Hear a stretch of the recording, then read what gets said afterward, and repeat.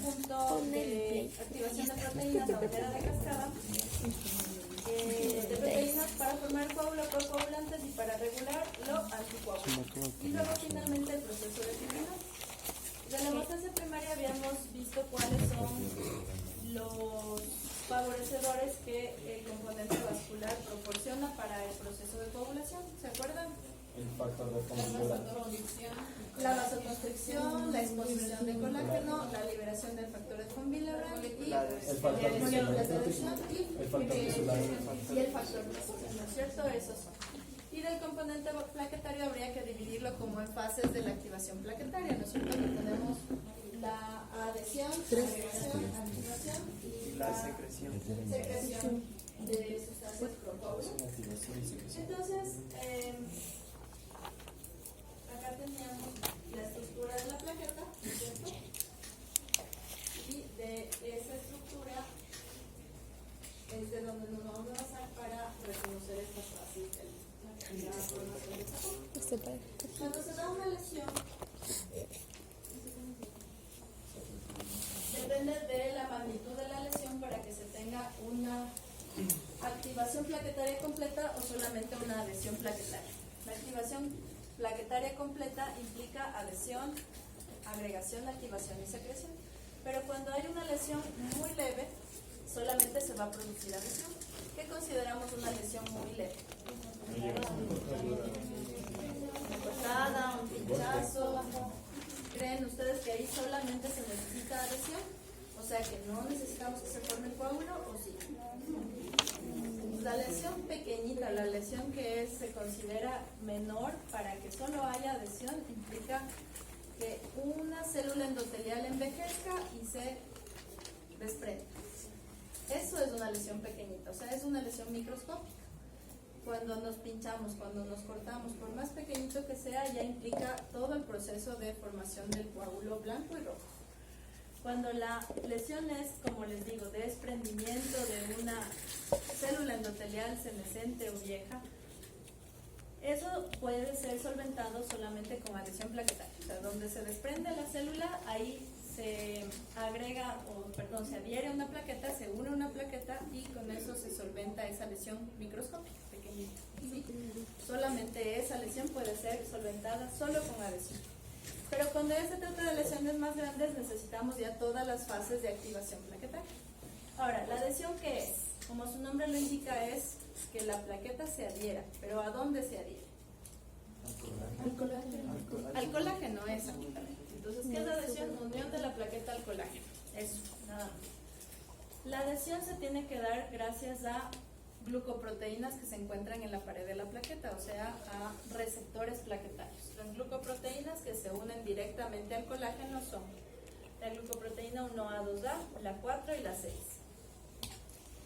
Entonces, cuando las lesiones son pequeñas, menores en el vaso y tenemos una velocidad de flujo bajita, como en las venas o en las vénulas, solamente necesito que la plaqueta se adhiera directo al colágeno mediante estos receptores. ¿Sí? 1A, 2A, 4 y 6. Entonces no es necesario que nos aprendamos todos los receptores ni la nomenclatura vieja y antigua, sino solamente de acuerdo a los tipos de activación plaquetaria o las fases de activación, los receptores. Entonces los que permiten que la plaqueta se una directamente al colágeno son estos. Pero en las zonas donde la velocidad de flujo es mucho más alta, como en las arteriolas y en las capilares, necesito que las plaquetas se unan a través de un ancla. Como es muy rápida la velocidad, las plaquetas no se pueden adherir directamente al colágeno y necesitan de una proteína muy grande para fijarse al colágeno.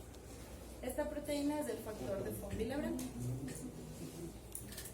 Entonces, el factor de von Willebrand habíamos dicho que es parte de lo que forma el coágulo blanco. El coágulo blanco estaba formado por plaquetas y factor de von Willebrand.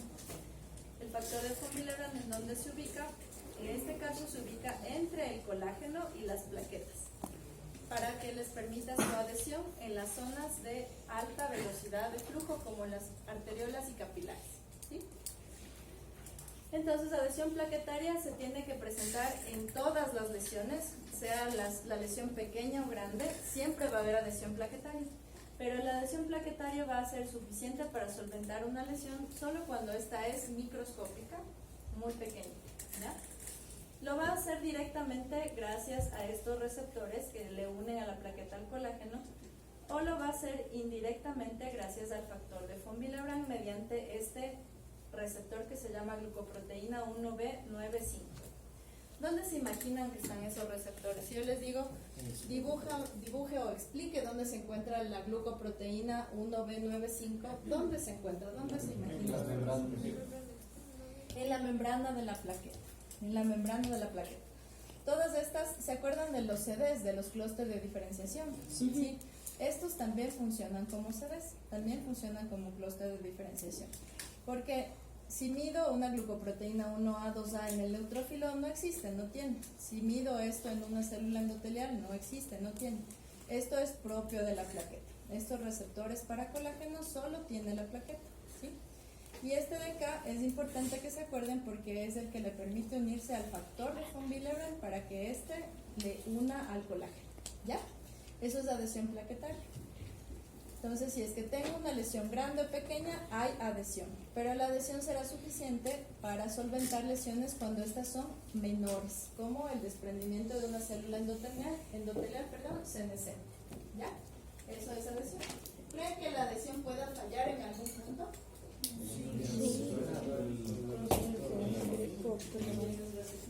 Es importante No tenía el colágeno es la estrellita de la adhesión plaquetaria porque es el lugar a donde se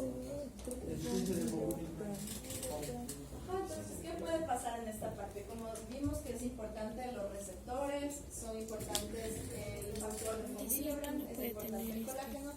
Cualquiera de esos podría fallar, pero ¿cuál de esos creen que puede ser una enfermedad real que exista? No tengas colágeno de plano, no, eso no va a pasar. Que no exista, como decía Ariel, el factor de von Willebrand, ¿no es cierto?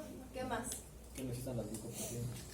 Que por alguna mutación tengas una glucoproteína alterada o incompleta, que eso también existe. Entonces tienes una enfermedad de von Willebrand cuando no hay, o hay una disminución del factor de von Willebrand, y tienes una enfermedad, tal vez leyeron el nombre de esta enfermedad, cuando no tienes esta glucoproteína. Sí,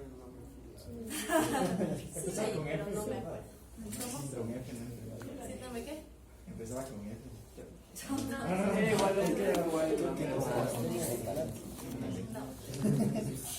Esta es la deficiencia de glucoproteína 1B9, no el 5 porque el 5 no muta, pero esto sí.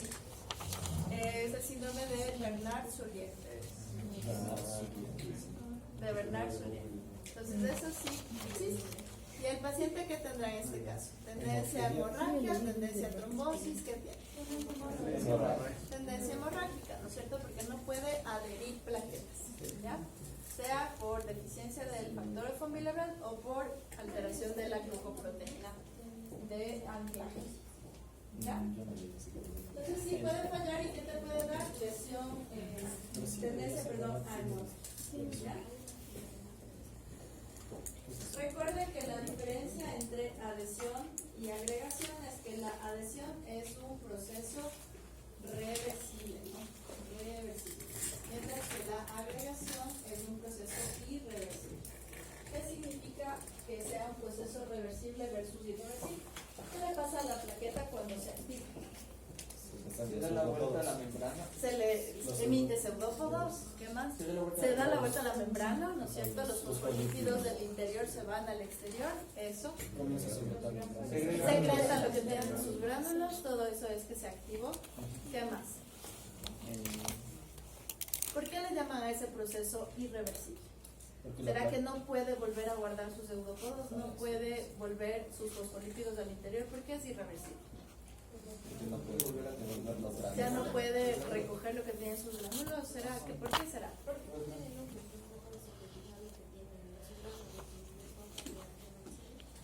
Pero recuerden que algunas de las sustancias que tienen sus gránulos las puede tomar del plasma. Ahí hay factores von Willebrand, ahí hay calcio, ahí hay muchas cosas de las que tiene, sí las puede tomar de ahí. Pero ¿por qué es irreversible? O sea que la plaqueta cuando ya expresa P-selectina, se dan la vuelta a sus fosfolípidos, ¿qué pasa? ¿Se qué? Que está activada, pero ¿y? Y está pegada. Se pega, se agregó, se adhirió, se pegó y ya dejó de ser un proceso reversible, ya no puede volver a ser lo mismo. Ya es un conjunto de plaquetas y ya ahí la plaqueta podría decir que muere, deja de existir, ¿no es cierto? Entonces es un proceso irreversible. La plaqueta entonces sería como un neutrón. Una vez que cumplió con su objetivo, ya no puede volver a ser la de antes y se muere, porque va a formar parte del coágulo y ahí deja de existir, ¿no es cierto? Así. Por eso sería irreversible, entonces es un proceso irreversible. La agregación ya se da cuando hay un daño vascular mayor. Los receptores, el receptor importante aquí es la glucoproteína 2B3A. ¿Sí? La glucoproteína 2B3A es la que nos tenemos que aprender en la agregación plaquetaria. Y esta también puede faltar, también puede estar alterada. Aquí ya, como ustedes dijeron, se emite pseudópodos, se expresan proteínas de adhesión, las mismas que se expresaban en el endotelio, la P-selectina, ¿no es cierto? Y se reorientan los fosfolípidos, ¿ya? Entonces se vuelve pegajosa y la plaqueta forma un muro de plaquetas, una pared de plaquetas.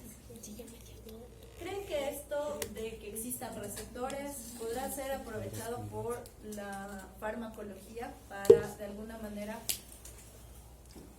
prevenir procesos trombóticos o mejorar procesos hemorrágicos? Sí, ¿qué se les ocurre aquí que se podría hacer? ¿O qué en esta parte qué podrían usar? La prostaglandina. La prostaciclina. La tromboclina. La hepatitis. No, espérense. Ahorita estamos en esta parte. Entonces estamos hasta aquí. Ya después está muy bien la aspirina y los tromboxanos y todo eso, pero recién estamos en la parte de la agregación. Y en esta parte, como que el objeto para bloquear, así como específico, ¿cuál sería? ¿Qué es lo que podrían bloquear? La GP2B3A. Eso, la glucoproteína 2B3A. ¿Creen que existe algún fármaco que haga eso? Sí. Debe ser. Debe ser. Entonces, en el mismo libro les dice que hay un fármaco que bloquea la glucoproteína 2B3A y que existe y que se llama tirofibán. ¿En qué enfermedades creen ustedes que se puede usar? ¿Qué se les ocurre? Por Trombosis. Trombocitopenia, no, trombosis. Trombosis. Entonces, si es un paciente que tiene una enfermedad hemorrágica y le doy algo para bloquear su glucoproteína 2B3A, lo matamos, ¿no es cierto? Le damos el puntillazo final para que se muera de un sangrado. Lo que deberíamos hacer es usar esto cuando hay alguna tendencia a formar trombos y ahí sí para que recupere su equilibrio. Entonces, ¿en qué se usa ese tirofibán? Se utiliza en la fase aguda del infarto al miocardio, por ejemplo. Entonces te acabas de infartar y para evitar que te reinfartes o que se siga depositando plaqueta sobre plaqueta, utilizas el tirofibán. Bloqueas los receptores plaquetarios a este nivel. ¿Sí? Ese es un objetivo farmacológico. Vamos a ver qué hay más.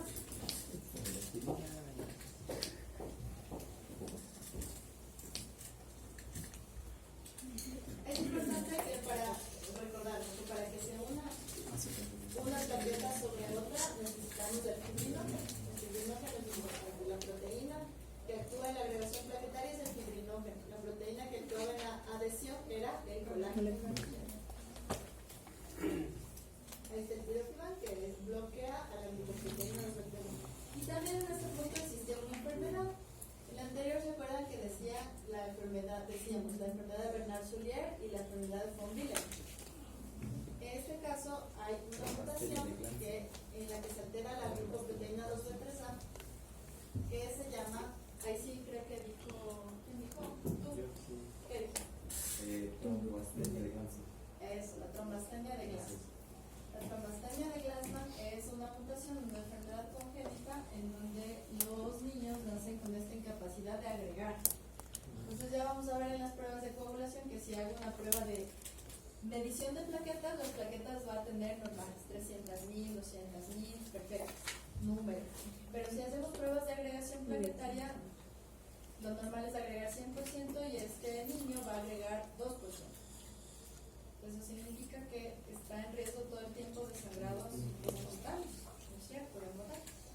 ¿Ya? Entonces, esa trombastenia de Glassman es rara, pero sí existe. Yo tengo un niñito que tiene trombastenia. Bien. El siguiente paso sería la secreción de los contenidos de los gránulos. Esto no lo tenemos mucho: gránulos alfa más numerosos, gránulos delta menos. Los gránulos alfa que tienen estas sustancias que más son activos en la hemostasia secundaria. Los gránulos delta tienen solamente 2 de 7. Estas sustancias son importantes, especialmente acuérdense del ADP y del calcio, y que va a fortalecer la hemostasia primaria. Los gránulos alfa expresan sus sustancias mediante el sistema canalicular conectado a la superficie, y los delta mediante el sistema tubular denso. ¿Sí? Esto de aquí era membrana citoplasmática adaptada para hacer unas tuberías que conectaban los glánulos con el exterior, y el sistema tubular denso era en cambio retículo plasmático adaptado a tuberías, ¿cierto? Que conectaban igual las sustancias con el interior y el exterior. ¿Qué pasa si falla? Bueno, también existen enfermedades que te pueden producir o que se relacionan con falta de glándulos alfa, que se llama el síndrome de la plaqueta gris. Igual van a tener un número de plaquetas normal, pero tendencia a sangrados por falla de hemostasia primaria. De gránulos alfa, sí, alfa. Los delta es enfermedad todavía más rara, que es un síndrome de alteración del almacenamiento. La activación plaquetaria. Entonces ya vemos que solamente la adhesión podría ser un proceso como independiente, pero ya la agregación, activación y secreción son procesos que van de la mano y se producen como que al mismo tiempo. La activación plaquetaria, o más bien los activadores plaquetarios, van a ser sustancias que van a actuar en la membrana de la plaqueta, porque van a tener receptores propios para esas sustancias, que van a producir que la plaqueta se agregue, que la plaqueta secrete sustancias y que en definitiva se active. Esas sustancias son las que les presento a continuación: el ADP, la serotonina, la trombina, la adrenalina, y me falta colágeno. Hay el bromoxano, ustedes dicen. Entonces todas las sustancias activadoras plaquetarias son estas. El efecto no nos vamos a aprender, porque el efecto en definitiva va a ser activación plaquetaria. El ADP tiene sus receptores, nos tenemos que aprender el receptor, P2Y1, P2Y2, el tromboxano tiene los suyos, y así. Del colágeno ya sabemos que los receptores son el 1A, 2A, el 4 y el 6, aquí nos faltaría ese. Y de la trombina son el par 1 y el par 4. La trombina va a ser una sustancia que, si es que leyeron el capítulo 40, va a estar en todas, absolutamente en todas las fases de la formación del coágulo.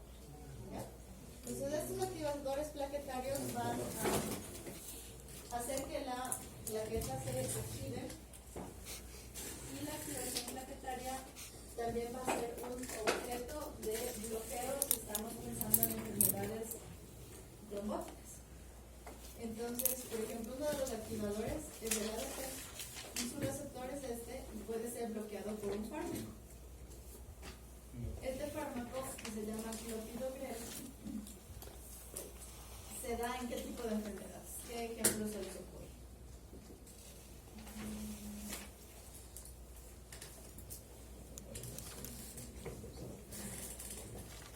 Recuerden que el tirofiban decíamos que se utiliza en el infarto del miocardio, en el evento agudo, para que no se sigan sumando las plaquetas. Entonces, el clopidogrel también en trombosis. Pero bueno, de aquí en adelante se van a acordar. Las plaquetas se relacionan con procesos trombóticos, pero de arteriales. Entonces, cuando se trata de una disfunción plaquetaria, yo debo pensar que se va a relacionar con proceso trombótico de arterial. Entonces, ejemplos de procesos trombóticos arteriales, ¿cuáles? arteriosclerosis es el paso previo a una trombosis.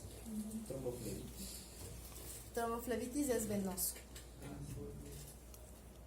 Émbolo es el fragmento de un coágulo, pero no es nada específico. Entonces, órganos que donde ustedes hayan escuchado que se produzca un taponamiento arterial. Cerebrovascular. Exacto, un accidente cerebrovascular.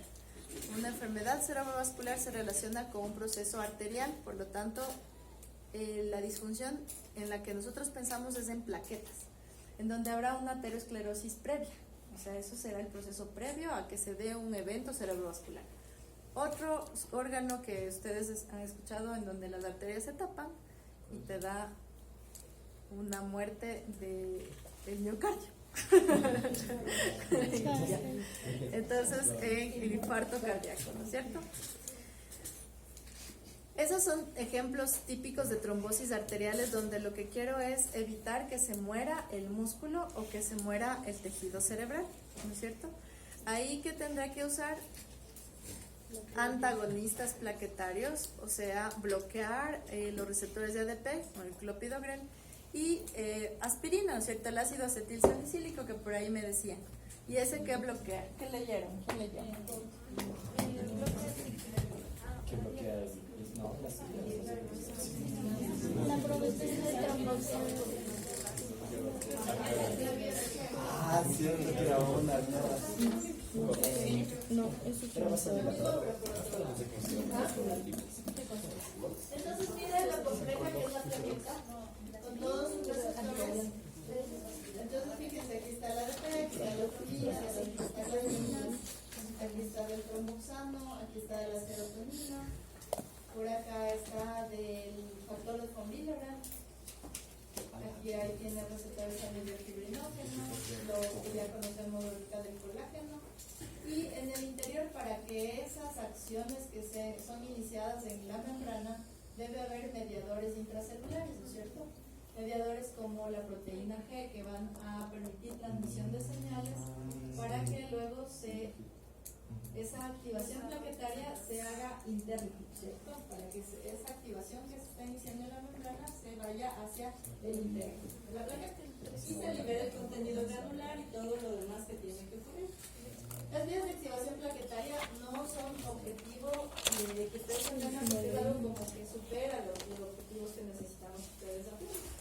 Pero sí hay que acordarse que esto no es exclusivo de la plaqueta, sino que son vías de activación universales para las células, que se utilizan en muchos sitios y que también son objetivos aprovechados por ciertos fármacos para bloquear acciones. Entonces, fosforilación de las proteínas en el interior que va a transmitir señales para que luego se